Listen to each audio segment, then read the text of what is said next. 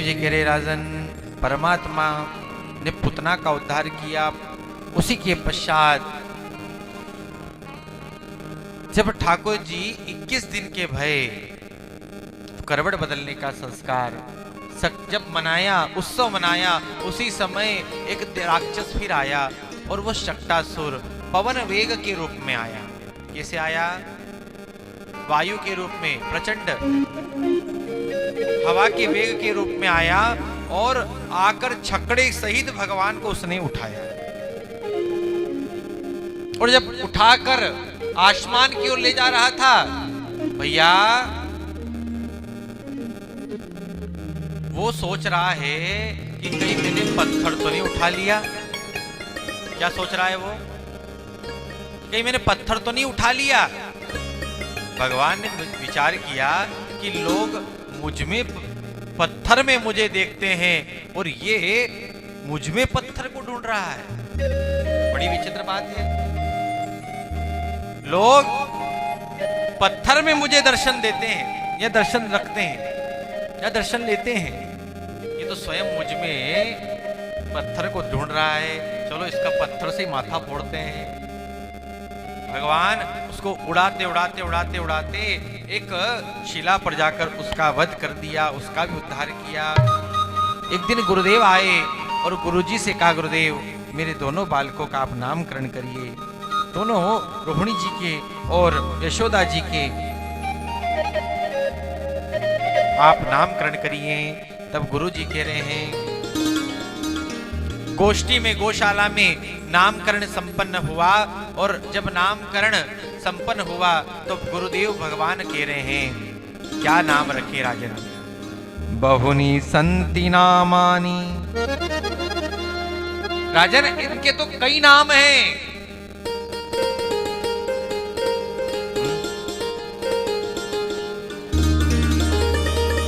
इनके नाम अनेक अनुपा, इनके महाराज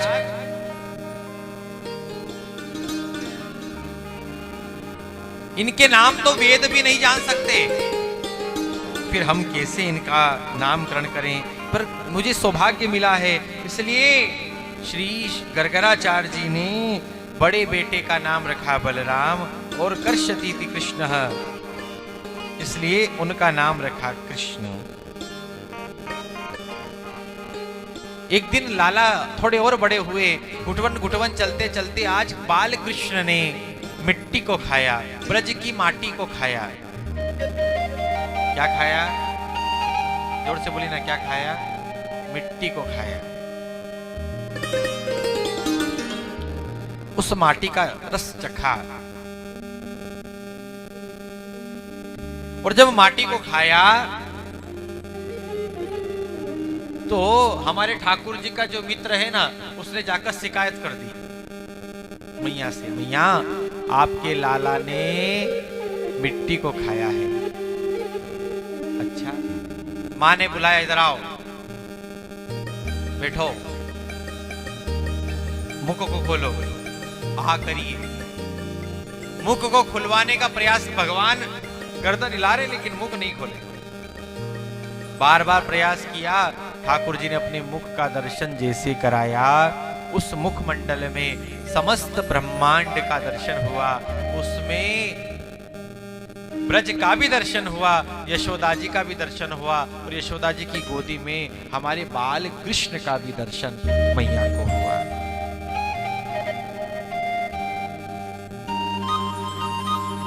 एक दिन बाल कृष्ण मां का दुग्ध पान कर रहे हैं। दूध पीते पीते पीते इतना दूध पी रहे हैं, मां को डर लगा, मां को भय लगा कि ज्यादा दूध पिएगा तो अपच हो जाएगी। बालक ज्यादा दूध पिएगा तो इसको अपच हो जाएगी। इसलिए बाल कृष्ण को सुलाकर मैया सुखदेव जी कह रहे हैं, एकदा गृहदा शीशो यशोदानंद गेहनी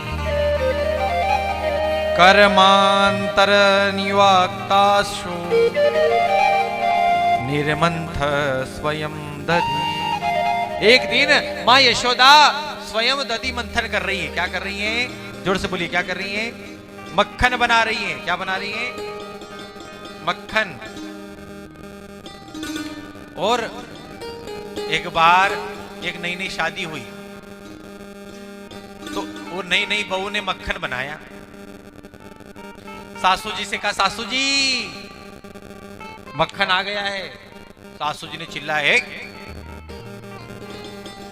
अपने ससुर जी का नाम लेती है? खबरदार, आज की बात अगर तेने उनका नाम लिया तो। अब दूसरी बार फिर वो एक योग बना, फिर वो बना रही थी और फिर मक्खन आया। दौड़ी दौड़ी सासू जी के पास गई, बोले सासू जी क्या? बोले ससुर जी आ गए। कौन आ गए? चलो निकालो। भैया ये मक्खन है क्या?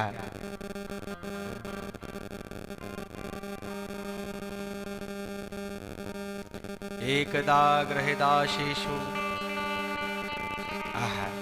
स्वयं इतने दास दासियां हैं, लेकिन आज हमारी महारानी यशोदा जी स्वयं दधी मंथन कर रही हैं। और दधी मंथन मंथन करते करते यानी या नहीं गीतानी, अपने बाल कृष्ण की सुंदर सुंदर बाल लीलाओं को याद कर रही हैं। मेरा लाला कितना अच्छा मुस्कुराता है, मेरा लाला कितना अच्छा दिखता है, मेरा लाला जब बोलता है तो कितना मीठा बोलता है। आहा।